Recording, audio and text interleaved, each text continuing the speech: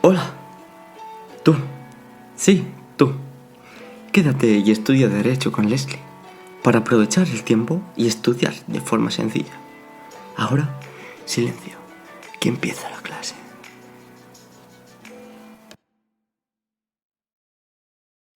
Hola, buenas. En la clase del día de hoy veremos la asignatura de Historia del Derecho. ¿Quieres saber todo lo que necesitas para tu examen sobre el derecho indiano?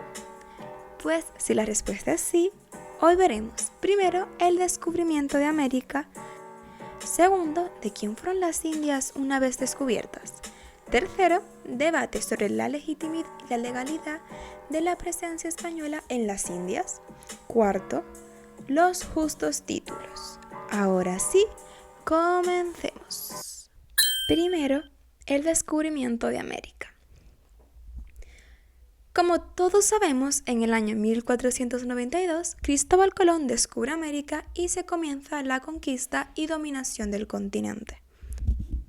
Toda América será española durante el siglo XIX, pues el Virreinato de México ocupaba 2/4 de lo que ahora es Estados Unidos. Conseguirá que se les reconozcan esos territorios de varias formas. Inicialmente lo hará a través de las concesiones pontificias. ¿Por qué? Esto se debe a que en la Baja Edad Media se daba por hecho que cualquier territorio ocupado por infieles y que fuera conquistado por un rey cristiano le pertenecía, pero necesitaba el reconocimiento del Papa. Esto significa el fin de la Edad Media y el comienzo de la Edad Moderna. En el año 1522 se escribe la Historia General de las Indias, dedicada al emperador Carlos I. En ella se dice lo siguiente: la mayor cosa, después de la creación del mundo, sacando la encarnación y muerte del que lo creó, es el descubrimiento de las Indias. En el siglo XV, Portugal es la potencia marítima del Atlántico y, para consolidar su situación, Portugal le pide al Papa una bula en la que le done Guinea, Madeira, los Azores y otras islas atlánticas, además de que le reconozca el dominio de todo lo que descubriera. En el año 1474, Castilla firma un tratado por el cual está a favor de esos derechos a Portugal a cambio de que las Islas Canarias sean castellanas. Colón intenta en primer lugar que sea Portugal quien financie su viaje a América, pero no lo consigue. Quienes sí aceptan son los reyes católicos en las capitulaciones de Santa Fe del año 1492, en las que Cristóbal Colón consigue toda una serie de beneficios, como por ejemplo ser nombrado almirante de Castilla y rey de las Indias. ¿Qué consiguen los reyes católicos a cambio? Pues consiguen que todos los territorios descubiertos por Colón le pertenecieran a la corona de Castilla. Segundo, ¿de quién fueron las Indias una vez descubiertas? La realidad es que las Indias fueron parte de la corona de Castilla, aunque Isabel y Fernando ya se habían casado. Cuando Colón vuelve de América, para en Lisboa y Juan II de Portugal intenta reclamar esos territorios de acuerdo con las bulas pontificias otorgadas anteriormente y al tratado con Castilla. Incluso mantiene prisionero a Colón. Lo que harán los reyes católicos será pedirle al Papa Alejandro VI otras bulas que contrarresten la bula portuguesa y le otorga a Castilla esos territorios. Fernando el Católico presiona al Papa VI de dos formas: amenazándole con invadir los estados pontificios y concediendo al hijo del Papa la mano de una princesa aragonesa y proporcionarle muchos territorios en la corona de Aragón. El Papa cede ante las presiones y le otorga una serie de bulas que contrarrestan las bulas concedidas a Portugal. En dichas bulas, el Papa divide el Atlántico en dos zonas, una para España y otra para Portugal. En la primera bula del año 1493, el Papa dona todas las islas y tierras descubiertas y por descubrir en el Atlántico, navegando por el occidente hacia las Indias con la obligación de predicar el Evangelio. Tras esta concede dos bulas más. La realidad es que las Indias pasarán a la corona de Castilla. En el testamento de Isabel la Católica, esta cede la mitad de las Indias a su hija Juana. El testamento de Fernando el Católico otorga la parte que le pertenece de las Indias también a su hija Juana. Esto implica una división de las Indias entre las dos coronas, aunque en un principio se pensaba que solo pertenecía a Castilla. Las Cortes de Aragón de 1528 reconocen el dominio de Castilla sobre Aragón en las Indias. Los reyes católicos son los que deciden incorporar libremente las Indias a Castilla. En el año 1512, una vez muerta Isabel la Católica, Fernando conquista Navarra y decide incorporarla a la corona de Castilla. Tercer punto. Debate sobre la legitimidad y la legalidad de la presencia española en las Indias. Se plantea un debate en España sobre la legalidad y la legitimidad de la conquista de América. Se va a cuestionar el derecho de Castilla a dominar América, pues una parte de los españoles se plantea cuál es la justificación de la conquista, con qué legitimidad se podía estar en América y si los indígenas estaban obligados a someterse a los reyes de Castilla. Todo surge de un sermón pronunciado en Santo Domingo, isla española, en el año 1511 por el fraile Antonio de Montesinos, que dice lo siguiente: «Todos estáis en pecado mortal y en él vivís, y morís por la crueldad y tiranía que usáis con estas inocentes gentes». El emperador V convoca una junta de teólogos y juristas en Burgos en el año 1512.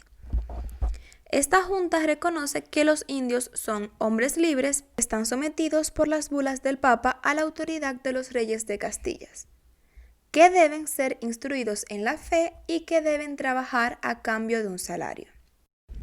Esta junta piensa que la resistencia de los indios a ser conquistados se debe al desconocimiento de que el Papa ha concedido estas tierras a Castilla. Entonces, determina que todos los conquistadores, cuando lleguen a cualquier territorio de infieles, deben de leer un requerimiento en el cual los españoles deben enseñar a los indios la figura de Dios, del Papa, de Jesucristo y de los reyes de Castilla. Las posturas en España a favor y en contra de la conquista se van a radicalizar, creándose una polémica monumental. Una parte importante de la población pide al rey que los españoles se marcharan de América, diciendo que cualquier guerra es injusta y que solo la evangelización pacífica y autorizada por los indios es válida. Hay dos personas fundamentales en esta cuestión que son Fray Bartolomé de las Casas y Ginés Sepúlveda. Bartolomé de las Casas cree en la libertad total de los indios y en la ilegitimidad de la conquista española si no es porque los indios libre y voluntariamente lo aceptan. Ginés de Sepúlveda sostiene que sí es lícito, justo y santo mantener a los indios mediante la guerra y después predicarles el evangelio. El rey Carlos V vuelve a convocar una junta de juristas en Valladolid, donde públicamente discutirán Bartolomé y Ginés. El rey llega a considerar el abandono de las Indias, aunque Francisco de Vitoria le dice que si España abandona las Indias sería el fin de la cristiandad. Esto hace que Carlos V continúe con la ocupación española. Esto y las riquezas que proporcionaban las Indias a España. Francisco de Vitoria va a reconocer a los indios como legítimos propietarios de las Indias. Descarta la validez de las donaciones pontificias y va a determinar que la legitimidad de la conquista se basará en los justos títulos. En las ordenanzas de Felipe II, en el año 1593, se reconoce el dominio de España sobre los territorios, pero no sobre los indios. ¿Cuál es la consecuencia desde el punto de vista de la historia del derecho? Que será el derecho de Castilla el que se aplique el denominado derecho indiano. El derecho indiano está formado por las leyes indias y por la costumbre y por el derecho de Castilla, que tiene vigencia automática. ¿Esto qué quiere decir? Quiere decir que las leyes eran dictaminadas por el rey a través del Consejo de Indias. La monarquía se gobernaba a través de consejos y por eso se le llama monarquía polisinodial. Se gobernó con el derecho de Castilla como supletorio y el derecho de Indias emanado del consejo y del rey en primer lugar. Cuarto punto, los justos títulos. ¿Cómo surgen estos? Bien, Francisco de Vitoria consideró ilegítimos los argumentos que se fundaban en el poder del emperador.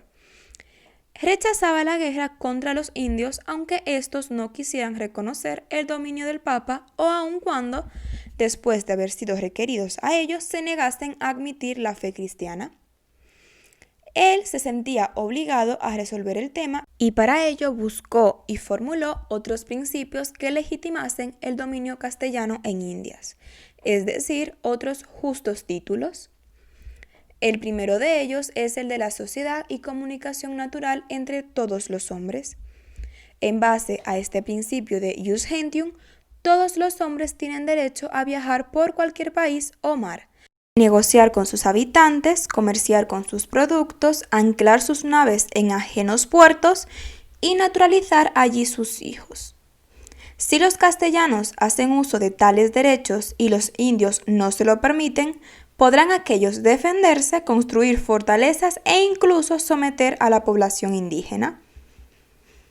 Otro justo título para Vitoria era la sumisión libre y voluntaria de los indios a los reyes de Castilla. Y hasta aquí la primera parte de la clase de hoy. Espero que no te hayas cansado y hayas pensado que estaba